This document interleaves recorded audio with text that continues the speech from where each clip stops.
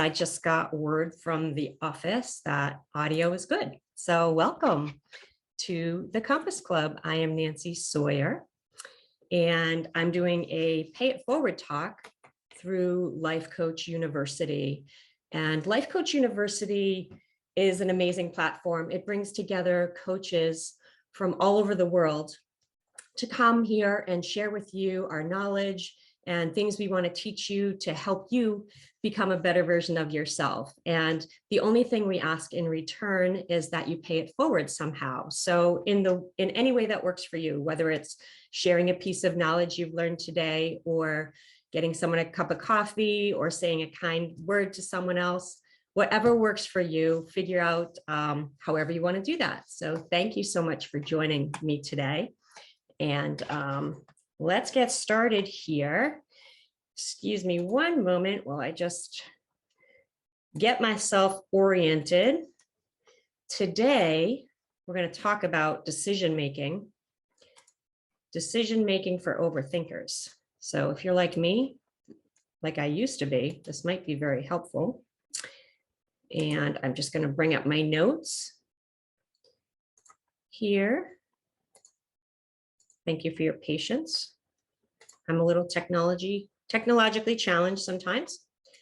All righty. So thank you so much for your patience with me. Okay. So I am Nancy Sawyer. I am an intentional living coach, and I offer individual coaching. I am also founder and facilitator of the Compass Club, which meets weekly. It's a space for women to support women in growth.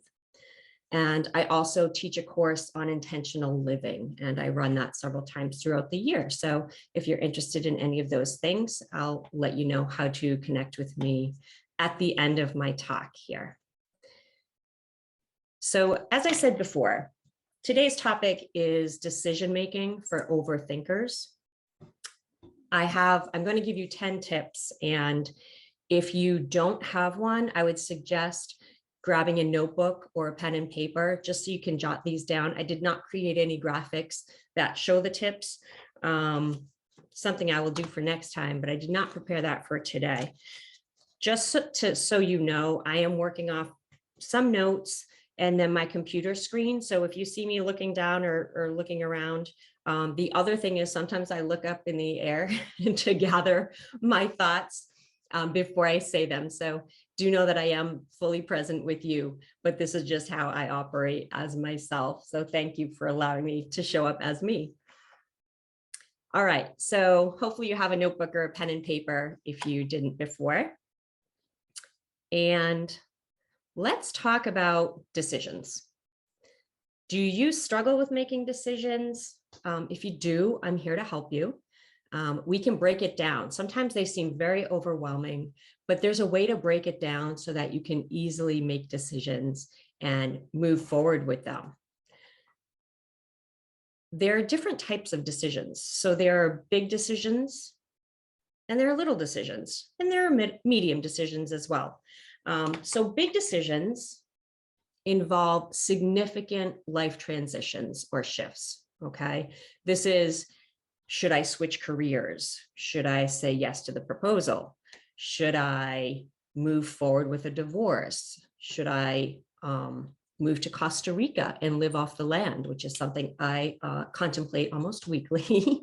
Maybe someday I'll get there. Which college should I choose?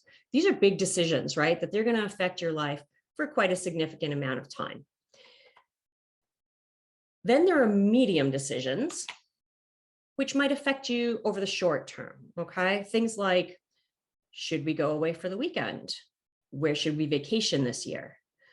Should I join the parent-teacher organization? Or should I coach my child's soccer team? These things might have an impact on you for a short term, for several months or for a year, but they're not necessarily going to affect your entire life, okay? And then there are small, insignificant decisions. Things that in several minutes or a few hours, it doesn't really matter. So those are the questions. Should I wear the blue pants or the black pants today? It might be even, should I wear pants today if you're on Zoom, right? Or you might wear sweatpants, right? What to have for dinner? What should I have for dinner today? Which color Sharpie should I use for the presentation? Do you agonize over these decisions, the small ones? Sometimes we do, and we get caught in this loop of, I don't know what to do. I don't know what to do. So that's why you're here. And that's what I'm going to teach you here. Should I organize the cabinet or should I clean the fridge if you only have a short amount of time? Should I send out emails or should I write in my journal? Some of these things, they're just small decisions. So how do you determine what type of decision it is? One rule that I use is to use I call it the 5-5-5 rule. Okay, so what you're going to do is ask yourself, in 5 days, is this decision going to matter? What about in 5 months? Is this decision going to matter? What about in 5 years? Is this decision going to matter? Once you know the 5-5-5 rule, you can then break it down and spend the appropriate amount of time working on that decision. So if it doesn't matter in 5 days, you don't need to spend a lot of time making that decision, okay? If it's a small decision, we can break it down pretty easily. I want to point out it is so easy to get overwhelmed, even with small decisions in today's world. There are so many options available to us.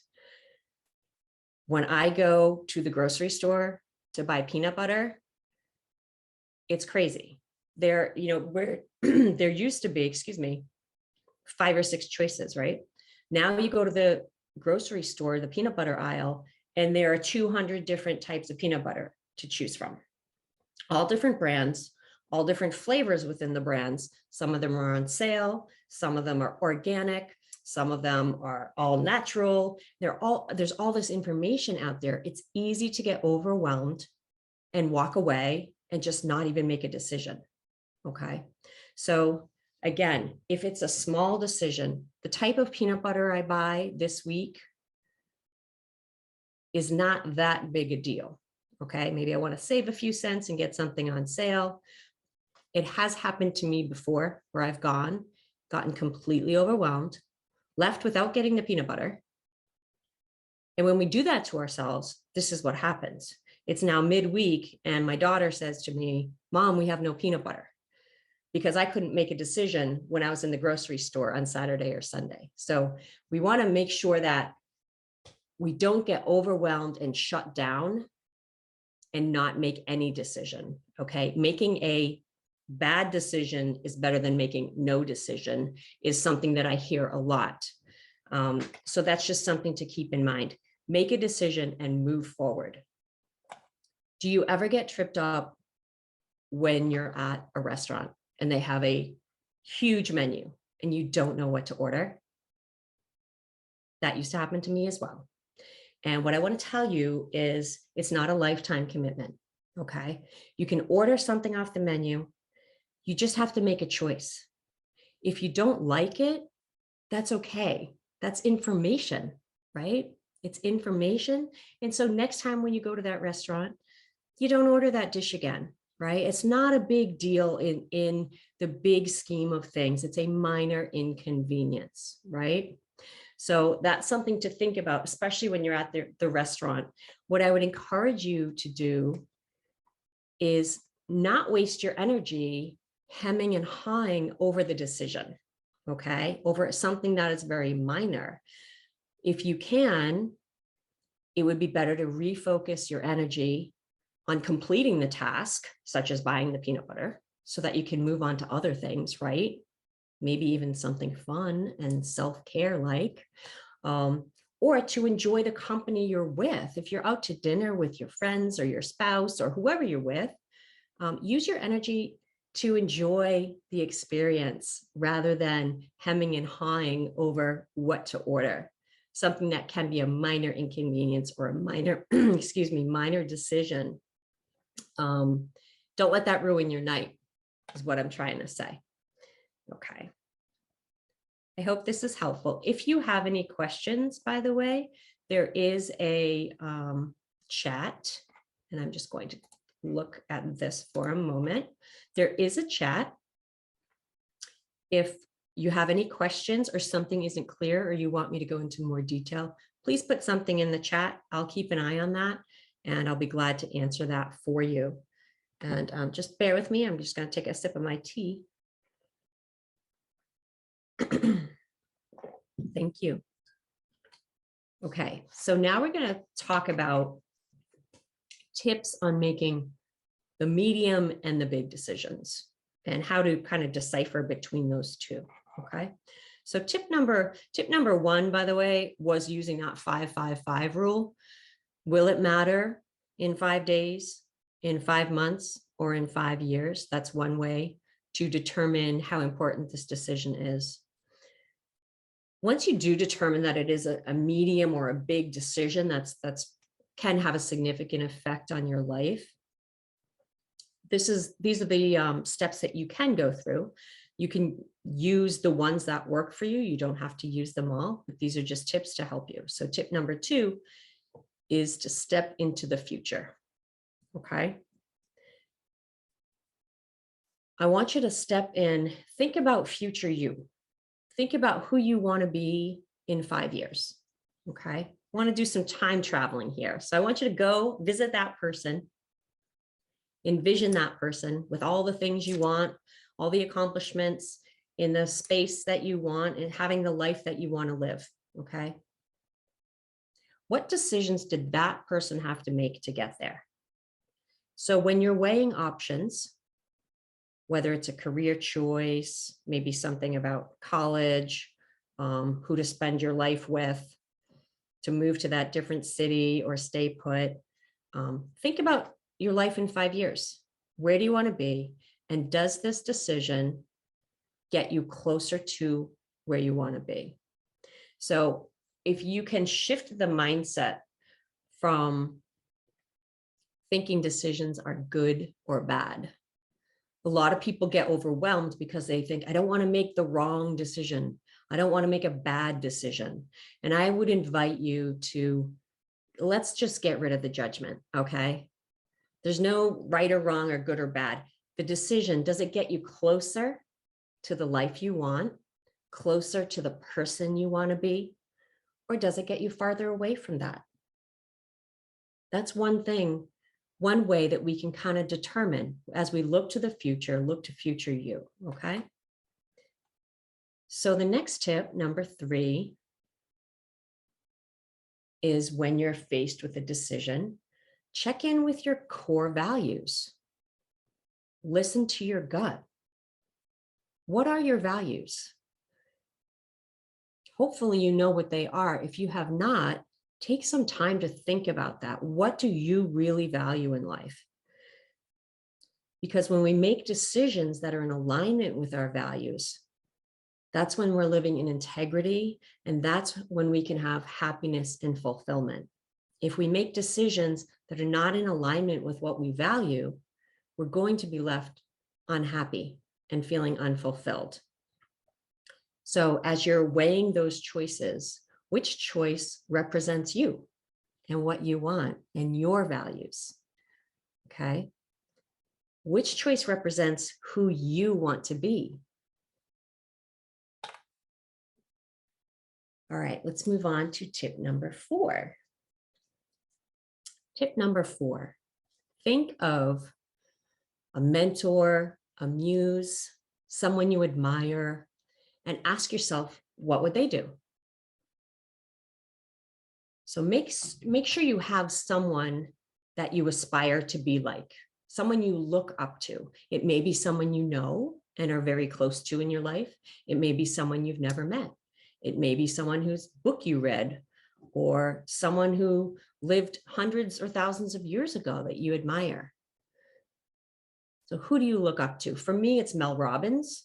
I don't know if you're familiar with Mel Robbins. She's not related to Tony, but she is an author, a motivational speaker, a coach, someone for me that I aspire to be like.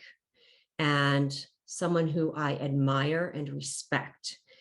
So find someone in your own brain, in your own life, that you look up to and admire and respect. Okay. The reason that Mel Robbins is the person for me is because I've been familiar with her and known her for over 10 years. And I have seen her go from being someone who spoke at a women's group that I was at, and skyrocket into creating basically an empire now and being all over the place, all over social media, and being very successful, a successful speaker and successful leader. So I've watched that trajectory, and I have seen that it's been challenging. Okay. She's gone through things, and there have been missteps, and there have been challenges, but she's pushed through. And so for me, I always say, what would Mel do? If I want to get to this place, what would she do? You may have more than one person to think about as well. I always go back to, I have a list of 5. I have Mel Robbins, Glennon Doyle, Brene Brown, Gary John Bishop, and David Goggins. And there's a whole spectrum there of people who are more kind and soft, and then very hard. So I can look to that person and say, what would they do to get, if they were faced with the same decision? The other thing that I do when faced with a decision, especially if it's one that's scary and I know is going to help me grow, I envision talking to them, and I envision, what would they say to me as I'm weighing these choices? And if I make this choice, how would they respond? If I make this choice, how would they respond? So get yourself, again, in your brain, some people that you look up to who can help you make that decision, even if they're not right there with you. Okay. So tip number 5, very, very important. Make sure you are making this decision for you, not for someone else. Okay. Why is this important? Well, the biggest reason is because this is your life that you're living, and you have to make the choices that align with what you want. Okay. You're not living for anybody else. You're living for you, and no one else is living for you. Okay. You can't live anyone else's life for them, and you can't expect others to live your life for you. So your life is in your hands, and you get to create it. So even when there are hard decisions, know that hard decisions make you stronger. And the more you practice, the easier it gets. Okay. So I want you to think about this, about making decisions for yourself. Think about if someone you love was making a big decision. Would you want them to sacrifice what they truly want to cater to what you want? For example, if you have a child that's deciding on which college to go to, and they want to go far away, halfway across the country, maybe as a parent, you don't want that. You want them to stay closer because you're going to miss them. You want them to be close by. You're worried for their safety, right? A multitude of reasons. You want them to stay close by. Would you want your child to make a decision based on what you want? A decision about their life and the trajectory of their life based on what you want? I'm guessing no. So think about that for yourself. Can you flip that around and apply it to yourself? When you're making a decision for you,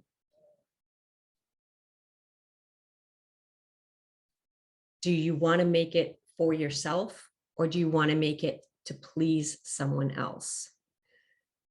The problem with people-pleasing decisions is that it often leads to us resenting the other person, okay? Especially if we're in a relationship with them, or if we're very close to them, or if we're co-working with them. If we make decisions and abandon what we want, and we make a decision based on what we think someone else wants, we're going to resent that person. That happens all the time. So think about that, okay? You have to honor yourself and what you want. Some decisions are very hard because you know that other people may be hurt by your decision. In that space, there is much to consider. Some decisions will result in other people being hurt. There's just no way around it sometimes. If you're thinking of ending an engagement, getting a divorce, leaving a company where you're an integral part of the operations, right? Sometimes your decisions are going to affect other people, most of the time, actually, right? So just give me a moment. We don't want to become resentful of the other person, okay? The bottom line is, even if someone else is going to hurt, of course, doing everything with love and kindness, right? I know you're not going to make a decision that intentionally, is abusive to someone else. But sometimes we do have to make decisions that honor ourselves. And there is fallout and there's consequences from that. And the bottom line is that we can't control how other people receive our decisions and how other people react to our decisions. Okay. We must choose what is best for us. And being a martyr helps no one. It really doesn't. So again, be kind and loving in the process. If you are doing something that you know is going to affect others, be kind, be loving, be respectful, but also honor yourself and what you need. Okay. All right, moving on to tip number 6 in how to make decisions. Put a time limit on making your decision. So you want to say, I will make my decision by this date, this time. This can stop the cycle of overwhelm and overthinking. Okay.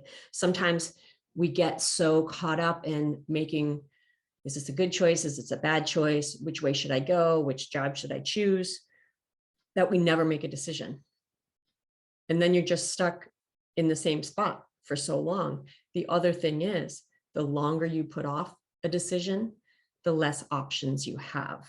Okay. A lot of times we miss the deadline or we miss getting back to someone in time, and that acceptance is no longer valid. So make sure you're not sabotaging yourself by overthinking and not committing to one decision. Okay. So put a time limit on it, whatever works for you. Maybe it's a day, maybe it's a week, maybe it's a month, and make sure you follow through with that. Have the confidence that once you make the decision, it's all going to fall into place. Okay.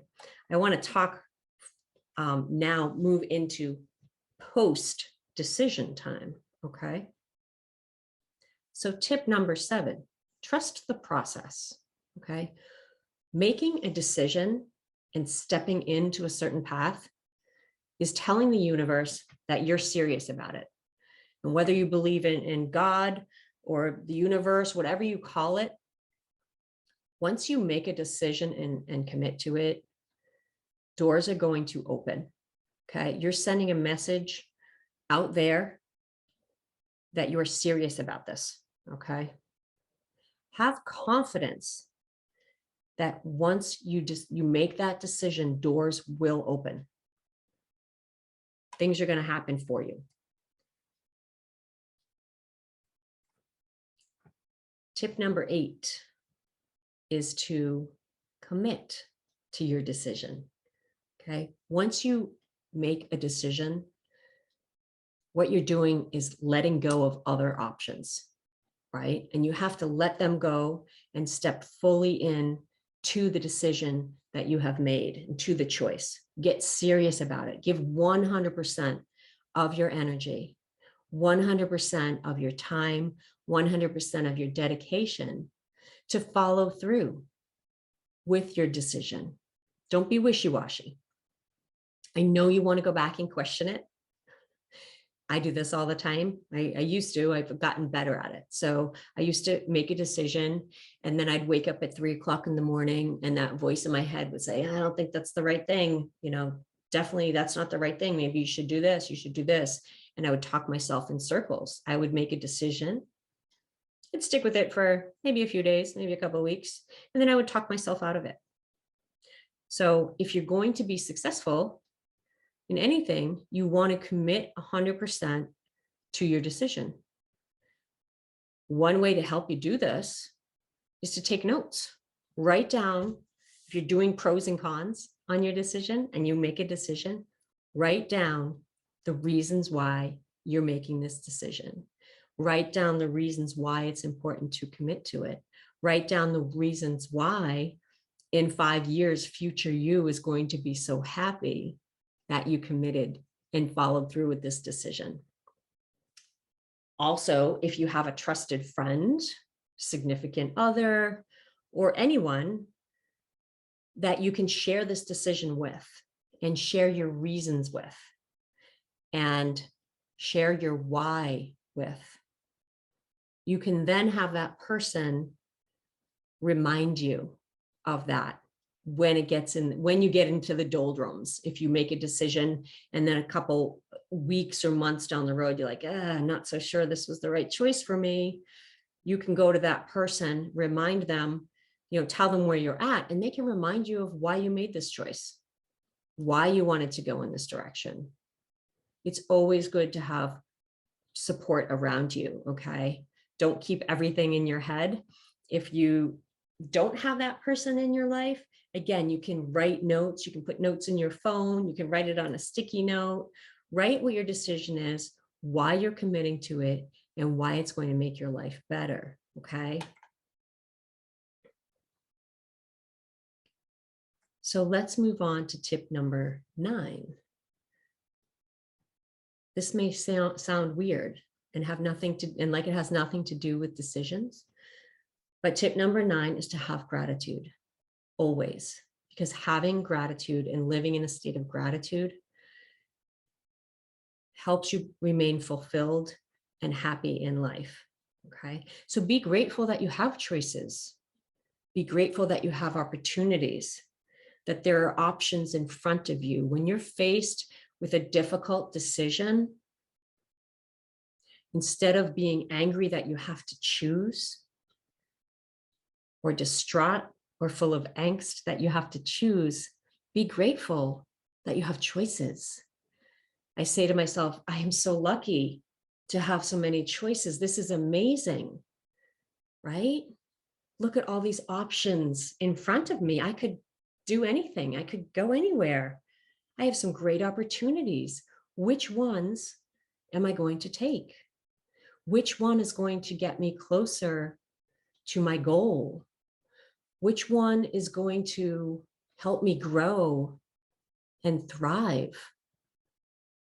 Which one is going to be best for my family? Which one is going to be best for what I value, right? So have gratitude rather than angst.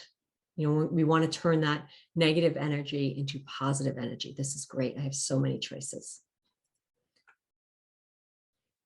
Tip number 10 with making decisions after you've made the decision is to check in with yourself regularly. Okay.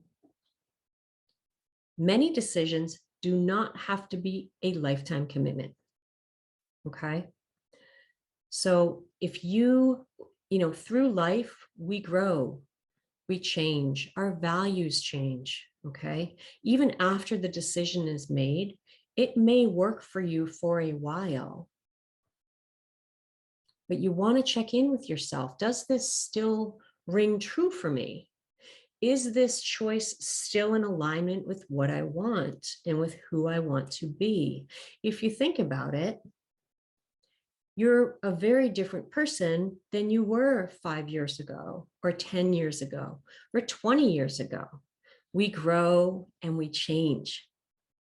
And sometimes as that happens, we outgrow things. So don't hold yourself accountable to a decision that you made when you were a different person. I know that's hard to take. There are some things that are considered lifetime commitments. A marriage, for example, a career choice. When I was growing up, it was not uncommon for someone to work at the same business or corporation or have the same career for their entire life. These days, life is much different. People have more than one career. Some people have 2, 3, 4 careers, okay? So just because you went to school for something 20 years ago and got that degree doesn't mean you always have to follow that path. It's okay to pivot. It's okay to change. You don't have to hold yourself to things that no longer align with you, okay? So acknowledge the change. Acknowledge that things have changed. And again, with knowing that things are not a lifetime commitment. So if you decide to coach your child's soccer team, right? You don't have to hem and haw over that. It's for one season. It's for a few months, right? You can try that. And if you don't like it, you don't have to do it again. You don't have to sign up again, right? If you join the PTO at the school, the parent-teacher organization, you don't have to make it a lifetime commitment. You can try it for a little while. And if it doesn't work for you, you can say no the next time. You can pivot. So that's just something to think about. I'm just going to take a little sip of my tea here. I'm also a little dry.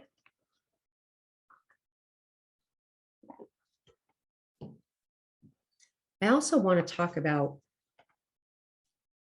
getting in the lane, which is how I like to say it.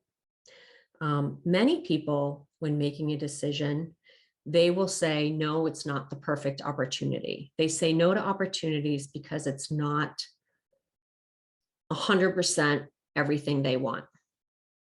For example, if you want a career as a coach, you don't have to wait for the perfect opportunity to come along. So if I am weighing a decision of a summer job to take, for example, if one of them is working at a restaurant, serving tables, or one of them is teaching in a classroom, I would probably choose the teaching in a classroom because that's more in alignment with where I want to be in life, right? So we don't always have to wait for the perfect decision. Sometimes people don't, I'm not the perfect decision, the perfect opportunity to come into play. Sometimes we don't make decisions, we don't take opportunities because it's not the perfect thing. And so I would encourage you, again, take a look at the options in front of you. Which one is going to get you closer, more in the lane of where you want to be, okay? Sometimes we have a choice of taking a job, for example.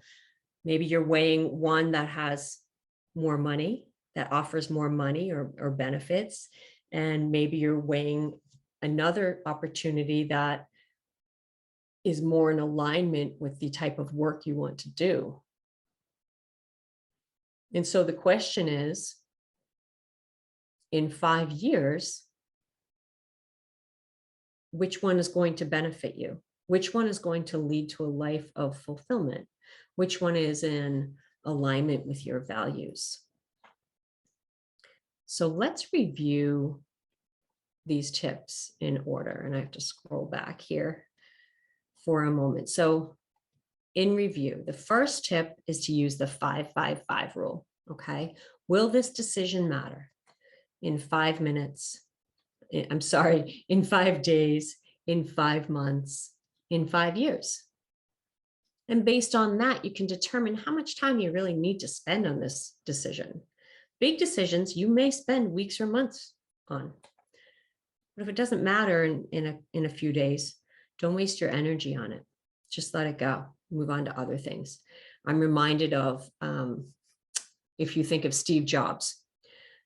He wore famously a black turtleneck and jeans almost every day and white sneakers. You may have seen this. A lot of people who are high performing, they don't waste energy on making small decisions that don't really matter. So highly successful people will often eat the same thing for breakfast and lunch every day. They'll wear the same or very similar outfits every day because they want to save their brain power for the important decisions, right? So they don't want to waste their energy on the small decisions that don't matter. So that's something that you can use to help save your energy for the right thing. Okay, so tip number 2 is to step into the future. Look to future you and who you want to be. And how can that future you guide you, right? Don't make decisions from where you are now. Make decisions from who you want to be in 5 years from now. Tip number 3, check in with your core values. Listen to your gut. Make sure that this decision is in alignment with your values, okay? And that you can live in integrity. Tip number 4, think of a mentor, someone you admire, and ask yourself, what would they do?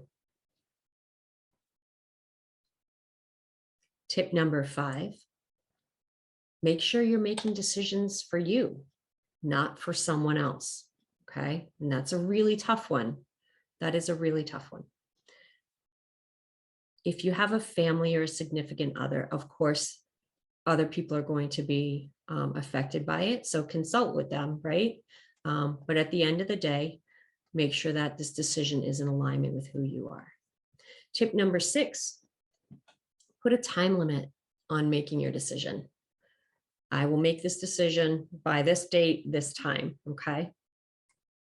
And then post-decision, tip number 7, trust the process. Know that once you make a choice, you're putting it out there to the universe and things will start falling into place for you. Tip number 8 is to commit. Go in 100%, right? When you decide to go in a certain direction, go in 100%, give it your all. Don't be wishy-washy about the decision. Tip number 9, have gratitude. Be grateful that you have options and that you have opportunities. Tip number 10, check in with yourself regularly, okay? You want to reevaluate every couple of months, once a year. Is this still working for me? Especially if you made a significant decision, right? You may need to talk with someone else. You may need to just check in with yourself. Is this still working? Have I changed?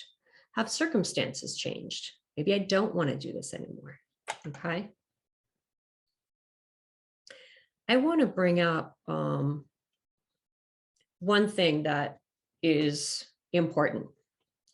If you find that you are making decisions on a regular basis, and this goes to habits, right? If you are choosing to have that extra dessert every day, or have that extra glass of wine, or say, if you choose to say, I told you so to your spouse again, if you are making decisions on a consistent basis that are hurting you or are sabotaging the way you want to live, then you may need some help to get out of bad patterns, okay? Patterns that are hurting you or sabotaging you. So that's just one thing. If you struggle with habits and consistently making choices and decisions that are not good for you, that are not healthy for you, that damage your emotional well-being or your wellness, that damage your relationship. If you're struggling with that, please get some help. You can either reach out to a coach, you could reach out to a therapist, you could reach out to a good friend.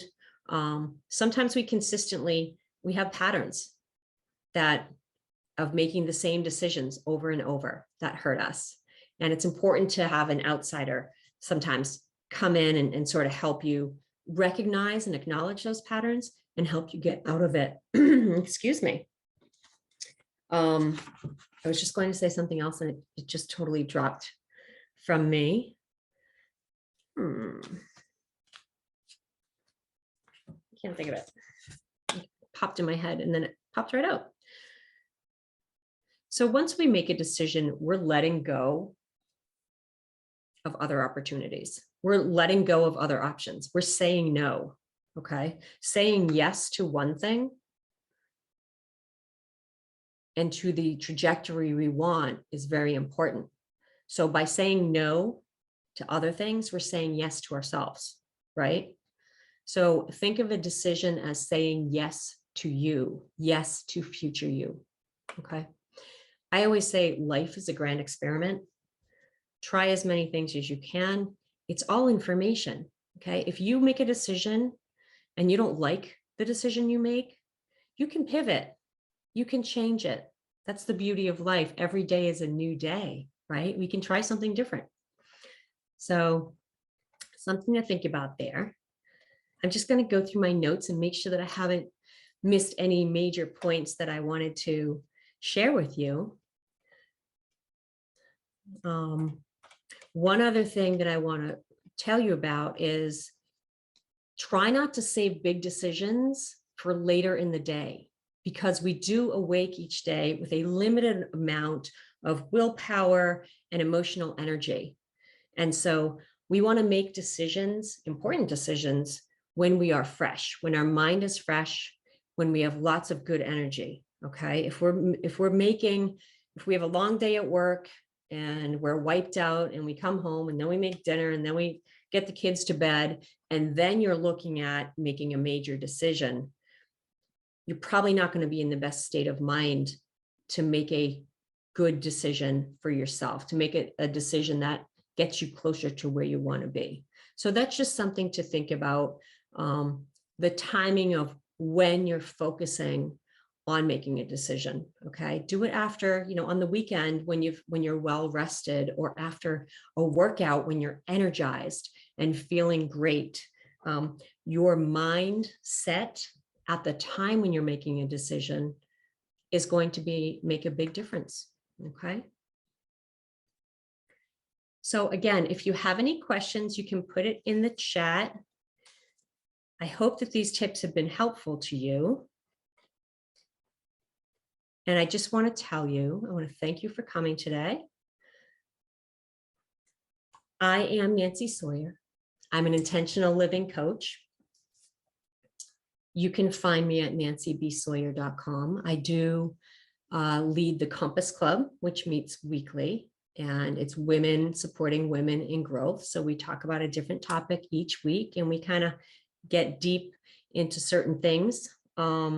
I also have a course on intentional living. So again, when I said to check in with your values, if you haven't really checked in with your values, who you are, who you want to be,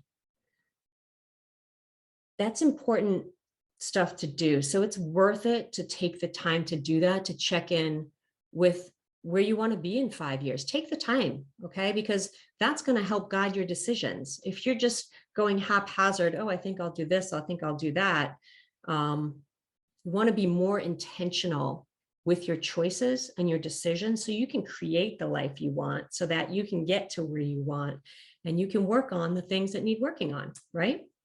So if you want to learn more about the Compass Club or my intentional living course or one-on-one coaching with me, please do go to nancybsawyer.com.